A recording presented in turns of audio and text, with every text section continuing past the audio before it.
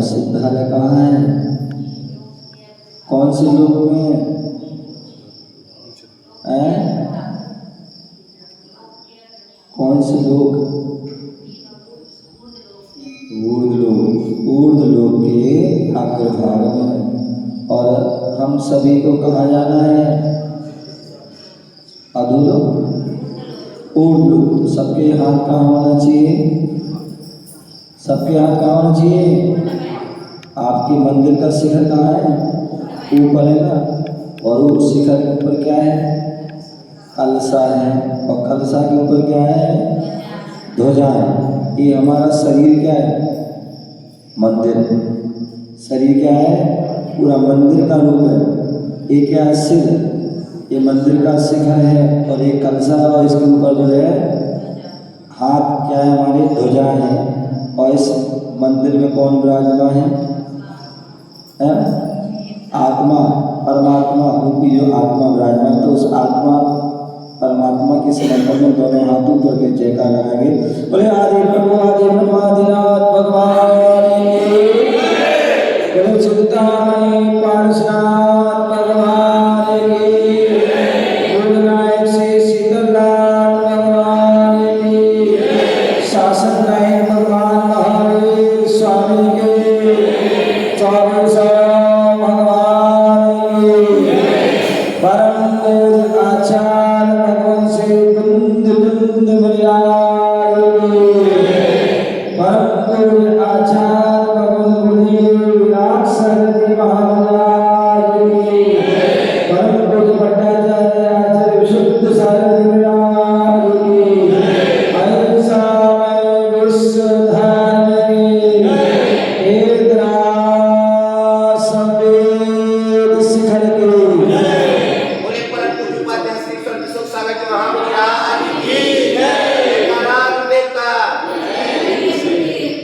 प्यारे बंधुओं, आज हम सभी मध्य प्रदेश की धर्म नगरी ग्वारा में विराजमान है। और नवी प्राचीन मंदिर का प्रांगण शीतलनाथ भगवान के दरबार में बैठे हुए हैं और शीतलता पाने के लिए बैठे हुए हैं। हम अनादि काल से कर्मों से तृप्त हैं, जो है संतप्त हैं, झुलस रहे हैं दुर्गतियों में, चतुर्गति में, 84 लाख योनियों में हम जो है भ्रमण कर रहे हैं। और उन गतियों की जो है जो संतप्तता है, तपस है, उस तपस को मिटाने के लिए हम शीतलनाथ भगवान के जो है भव्य जिनालय में विराजमान हैं। लेकिन सबके दिन एक से नहीं होते हैं। पिछले बार मैं आया था 2023 में, तब यहाँ का स्वरूप अलग था और अब का स्वरूप अलग है। और एक समय तब वो भी था जब मैं लगभग पहली बार पूज्य गुरुदेव के साथ 97 में आया था, तब का स्वरूप यहाँ का अलग ही था। और आज देखिए एक गुरुदेव की अनुकंपा हुई, असीम कृपा हुई, उनकी उस कृपा को हम भुला नहीं सकते हैं। जिन्होंने इतना भव्य जिनालय जिनकी प्रेरणा से, इनके आशीर्वाद से प्राप्त हुआ है।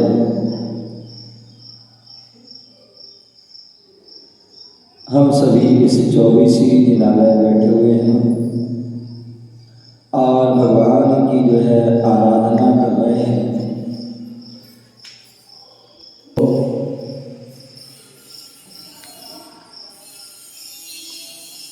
भगवान महावीर स्वामी का शासन चल रहा है और भगवान महावीर स्वामी को मोक्ष दे 2500 लगभग 52 वर्ष चल रहा है। लेकिन भगवान की जो वाणी खिली, वो वाणी आज भी हम सभी उसको जो है श्रवण कर रहे हैं। ऐसी वह वाणी जो जनवाणी के रूप में हमें प्राप्त है। भगवान महावीर स्वामी के मुख्य गणधर गौतम स्वामी हुए। भगवान महावीर स्वामी ने जो 2 प्रकार का मार्ग बताया था, एक श्रवण मार्ग और एक श्रावक मार्ग। श्रवण मार्ग जो है वह साक्षात मोक्ष का कारण है। हम दिगंबर को धारण करके, मुनि अवस्था को धारण करके, साधना करके, तपस्या करके हम इसी भाव से जो है मोक्ष जा सकते हैं। मुनि मोक्ष मुनि बनकर वो बात अलग है कि जो है काल पंचम काल है, तो उस पंचम काल मोक्ष तो नहीं जा सकते। लेकिन जो है उस मार्ग पर चल करके हम अपना रिजर्वेशन जरूर करा सकते हैं। जैसे आप कहीं जाते हैं ना भरत भाई, आपको दिल्ली जाना है, कलकत्ता जाना, बॉम्बे जाना, मद्रास जाना, कहीं भी जाना है, तो हम क्या करते हैं? रिजर्वेशन कराते हैं। और कई बार रिजर्वेशन कराते हैं तो पूरा नहीं मिलता है, वेटिंग में जाता है, वेटिंग में जाता है। और वेटिंग में जाते होने पर भी एक ना एक वो क्लियर। तो इसी प्रकार आज यदि हम मुनि बनते हैं, मुनि दीक्षा लेते हैं, मुनि साधना करते हैं, तपस्या करते हैं, तो वो ये क्या है, अभी हमें कन्फर्म नहीं है तो वेटिंग तो मिल ही जाएगा कि आज नहीं तो कल, कल नहीं तो परसों, परसों नहीं तो परसों, पिछले भाव में नहीं तो आगे भाव में हम मोक्ष जो है जरूर जरूर जरूर जाएंगे। उसी प्रकार दूसरा मार्ग है श्रावक मार्ग। श्रावक मार्ग और श्रावक जो है मार्ग, उस पर हम श्रावक के जो है भेष में, श्रावक के उस जो है हम स्वरूप को जान करके, उसको धारण करके हम उसको भी हम परंपरा से जो है मोक्ष के कारण बनते हैं। तो ऐसे वह 2 प्रकार के मार्ग बताए, श्रावक धर्म और एक मुनि धर्म। श्रावक के भी जो है मूल गुण कहे गए हैं और मुनियों के भी मूल गुण कहे गए हैं। श्रावक के भी षटकर्म कहे गए हैं और मुनियों के भी षटकर्म कहे गए हैं। श्रावक की भी परिभाषा हम शास्त्रों में पढ़ते हैं और मुनियों की परिभाषा भी पढ़ते हैं।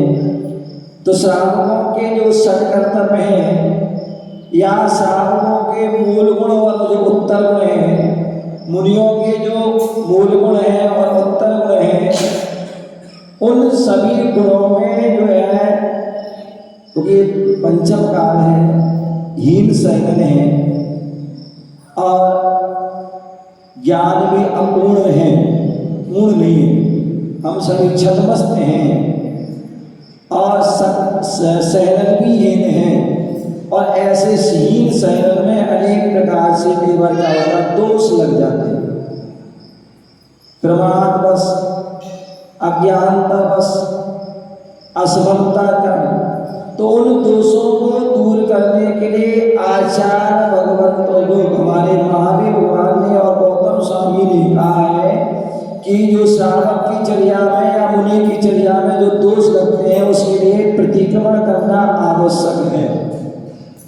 प्रतिक्रमण करने से, आलोचना करने से, निंदा कलह करने से वह दोष जो हमारे क्या होते हैं, क्षम हो जाते हैं, क्षमा को प्राप्त हो जाते हैं, क्षय को प्राप्त हो जाते हैं, यदि हम मन वचन का ऐसे हुए करते हैं तो ऐसे उस प्रतिक्रमण जो गौतम स्वामी के द्वारा प्राप्त है, ऐसे उस प्रतिक्रमण में जो है वहाँ पर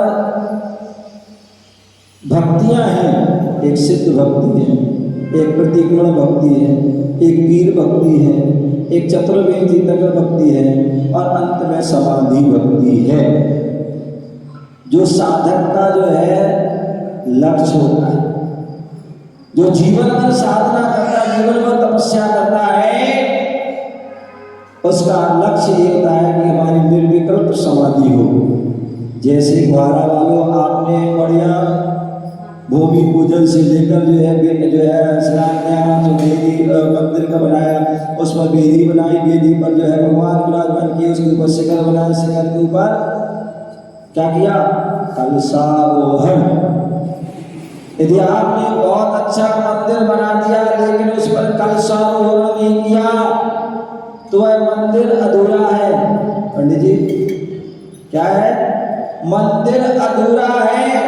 उसी प्रकार हम जो है, हमने व्रतों को धारण किया, अनुव्रत महाव्रतों को धारण किया, मुनि बने और मुनि बन करके खूब साधना की, खूब तपस्या करे, लेकिन यदि हमने समाधि नहीं कर पाए तो हमारी सारी की सारी साधना अधूरी है। तो इसी प्रकार से जो साधना करते हैं हम जो है, उस साधना में जो दोष लगते हैं, उन दोषों को दूर करने के लिए प्रतिक्रमण का है, समाधि भक्ति कही है। और समाधि भक्ति में बहुत सुंदर बात कही है, एक बार हाथ जोड़िए। शास्त्राभ्यासो जिनपति संगति सर्व आरे, सद्विरताना गुणगणकरा दोषवादे समोन। कितनी सुंदर बात है, बहुत सुंदर बात। देवेंद्र भाई, अरविंद, हाँ बहुत अच्छा। अरविंद नाम, एक वो अरविंद थे और एक ये अरविंद है। एक वो अरविंद थे जिन्होंने पूरे विश्व में नाम कर दिया है, गुरुदेव अरविंद। अरविंद जो है कमल का नाम होता है। बोले जो कमल जो है खिलता है वो कहाँ खिलता है उमेश भाई, कहाँ खिलता है? तालाब में, सरोवर में, पानी में, कीचड़ में खिलता है। लेकिन वो अरविंद एक ऐसे अरविंद थे जो पत्थरों में खिले। किसमें खिले? पत्थर। बुंदेलखंड में कहते हैं, छोटे से उसको कहते थे पत्थरिया। क्या कहते हैं? पत्थरिया, छोटी छोटी लुटकों कर पत्थरिया लाइए, पत्थरिया लाओ। तो ऐसी जो अभी होके आया हूं मैं, ऐसी वह पत्थरों की नगरी, पत्थरिया जहां चारों ओर पत्थर ही पत्थर है, पत्थर ही पत्थर है, ऐसे उस पत्थरिया में जो है वह अरविंद रूपी कमल खिला था। और कहते हैं जो है सामान्य कमल तो जो है सीमित खुशबू देता है, लेकिन वो पत्थरिया का अरविंद रूपी जो कमल जो खिला था, पूरे विश्व में जिसने अपनी खुशबू बिखेरी और अपनी खुशबू से जो है पूरे जो है जगह जगह गांव गांव नगर नगर शहर पूरे देश में अनेक प्रांतों में जो है लाखों किलोमीटर का जो है पद विहार किया। ऐसे वह अरविंद जिनकी जो है खुशबू आज भी नगर नगर गली गली में गांव गांव में मंदिरों मंदिरों में आज भी वह खुशबू की बिखर रही है। ऐसे वह अरविंद। तो कहने का नाम बता रहा था कि जो शास्त्राभ्यास हो, बोले प्रत्येक श्रावक और प्रत्येक साधु के लिए, प्रत्येक श्रावक और प्रत्येक साधु के लिए जो है षट कर्तव्य जो बताए गए हैं, उन षट कर्तव्यों में एक कर्तव्य जो है वो कॉमन है। और वो एक कर्तव्य कौन सा है पता है पंडित जी? स्वाध्याय। क्या है? स्वाध्याय। मुनियों के लिए भी स्वाध्याय कहा गया है और श्रावकों के लिए भी स्वाध्याय कहा गया है। मुनि महाराज यदि अपने 28 मूल गुणों का निर्दोष पालन करना चाहते हैं, अपने वह 28 कृति का निर्दोष करना चाहते हैं, और श्रावक अपने अष्टमूल गुणों का, अपने 12 कृतों का, अपनी 11 कृतों का यदि निर्दोष पालन करना चाहते हैं तो उनको स्वाध्याय करना अति आवश्यक है। और यही कारण है आचार्य भगवंतों ने कहा है, बोले 2 प्रकार के तप कहे हैं, एक अंतरंग तप और एक बहिरंग तप। और उनके भी जो है 12 जो है 6 भेद कर दिए। और उन तपों में भी जो है क्या परम तप कहा गया है। किसको परम तप यदि किसी को कहा गया है तो वो स्वाध्याय परम तपः। क्या कहा है? स्वाध्याय परम तपः। आप उपवास करोगे, भरत उपवास करते तो बिना उपवास के बीमार हो जाते, चले गए वहीं कहीं जो है लाल में गए और वहां से माल खा के आ गए और अरे बीमार हो गए। मतलब खा खा के जो है बीमार होंगे तो फिर उपवास में पता नहीं क्या होगा। बोले व्यक्ति जो है उपवास नहीं कर सकता है। कोई साल में एकाध करेगा, कोई साल में एकाध उपवास कर सकता है, कोई साल में बहुत से बहुत जो है 12 उपवास कर सकता है, या कोई महीने में 1 उपवास, महीने में 2 उपवास, महीने में 4 उपवास कर सकता है, लेकिन ज्यादा नहीं कर सकता। और उपवास करने के बाद भी, उपवास करने के बाद भी जरूरी नहीं है। क्या? उपवास करने के बाद भी जरूरी नहीं है कि उसके परिणाम पवित्र हो। अन्यथा क्या होता है, कई बार उपवास करने पर भी परिणाम संकलित हो जाते हैं, कसाई भड़क जाती है, व्यक्ति के अंदर मान आ जाता है, अभिमान अहंकार आता है, मैं देख रहा हूं उपवास करता हूं, तुम क्या करे? कुछ भी नहीं। मायाचारी उपवास करने के बाद भी मन में कुछ, वचन में कुछ, काय में कुछ मायाचारी झलकती है, वो चलती है। कोई आ गया तो खूब बढ़िया पूजा कर रहे हैं, अच्छा वो कर रहे हैं, देख दाख कर शाम का काम कर रहे हैं, तो कोई नहीं आया तो बस ऐसे चल रहा है। ये क्या है? मायाचारी। उपवास कर रहे हैं, उसमें लोभ आ जाता है। क्या आ जाता है? लोभ आ जाता है, ईर्ष्या आ जाती है, द्वेष आ जाता है, हिंसा सर्जों चोरी कुशील पापी हो सकते हैं। और ये महिला तो सबसे ज्यादा करते हैं। जिस दिन उपवास होगा सारे पुराने काम उसी दिन करेंगे, कपड़ा धोना तो उसी दिन करेंगे, सफाई करना है तो उसी दिन करेंगे, और भी जो है लड़ाई झगड़ा करना है वो भी उसी दिन कर लेंगे, क्योंकि फिर ये ना सोना है तो सो उसी दिन सो भी लेंगे, घूमने जाना फिरने जाना तो भी कर लेंगे, शॉपिंग करने जाना तो भी उसी दिन कर लेंगे, अथवा टीवी आदि चलाना है तो वो भी वो उसी दिन कर लेंगे, सारे काम उसी दिन। इसलिए आचार्य भगवान ने उपवास के लिए तब जो है महातप ने कहा, अपितु जो है स्वाध्याय परम तपः, बोले स्वाध्याय करने से जो है स्वाध्याय परम तप है, क्योंकि स्वाध्याय करने से हमारे परिणाम जो है पवित्र हो सकते हैं। और स्वाध्याय कितना भी कर सकते हो, 24 घंटे में आप जितना अधिक से अधिक स्वाध्याय कर सकते हो, और जितना अधिक स्वाध्याय करोगे हो सकता है उसमें ये एक क्षण के लिए भी आपके परिणाम पवित्र हो गए, एक क्षण के लिए भी तो आपका कल्याण हो जाएगा, कल्याण हो जाएगा। जिस समय शुभ परिणाम हो गया उसी दिन समय तुम्हारा आयु का बंद हो गया, सुगति हो जाएगी, और जिस समय अशुभ परिणाम हो उसी समय आयु का बंद हो गया तो दुर्गति भी हो जाएगी। तो इसलिए बोले शास्त्राभ्यासो, क्या शास्त्राभ्यासो, इसलिए प्रत्येक श्रावक को प्रत्येक साधु के लिए शास्त्राभ्यास, शास्त्र का अभ्यास करना चाहिए, शस्त्र का नहीं। बोले जैन धर्म में शास्त्र का अभ्यास का है, शस्त्र का अभ्यास, शास्त्र का अभ्यास है। हालांकि दोनों जरूरी है। हमारे भगवान आदिनाथ ने इस सब देव ने दोनों बात बताई थी, दोनों बात नहीं बताई, 80 कृषि बताए थे ना, तो उसमें 80 क्या है, तलवार आदि शास्त्रों का जो योग है वो शास्त्र का अभ्यास करें। तो शस्त्र का भी अभ्यास देश की रक्षा के लिए, धर्म की रक्षा के लिए, आत्मरक्षा के लिए, परिवार की रक्षा के लिए, समाज की रक्षा के लिए शास्त्र का अभ्यास भी होना चाहिए। कहते हैं जैन धर्म अहिंसावादी तो है,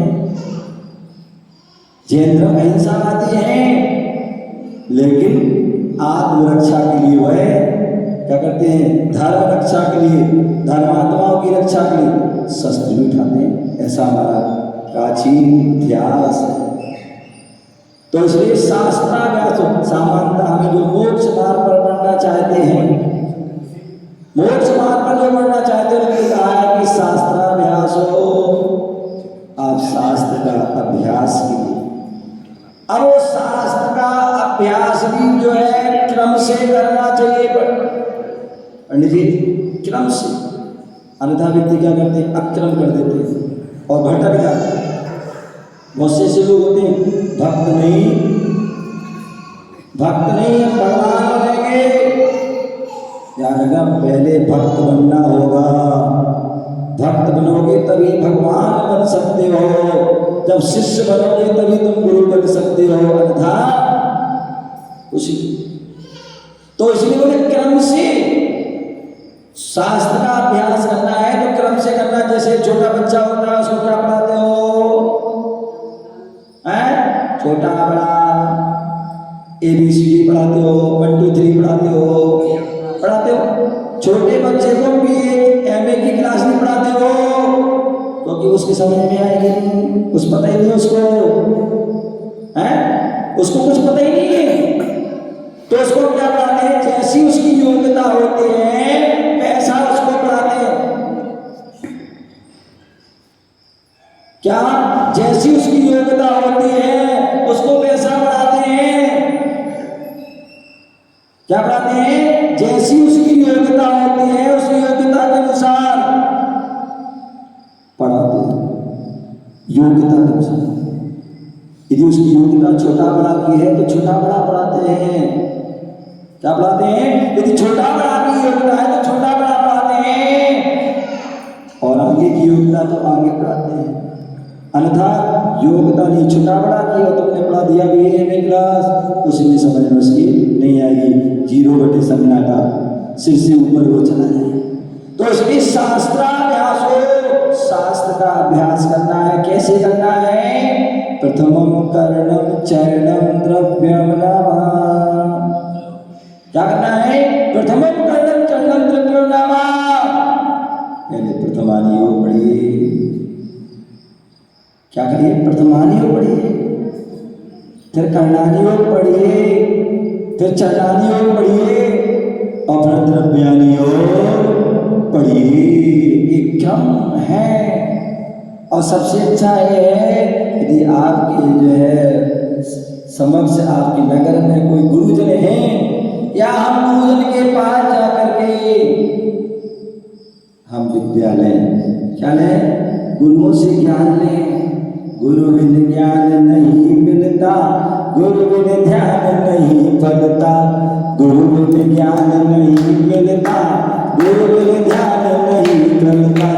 मिट्टी का गुरु ओ मिट्टी का गुरु विद्या सिखाए रे। जीवन है पानी की बूंद कब मिट जाए रे।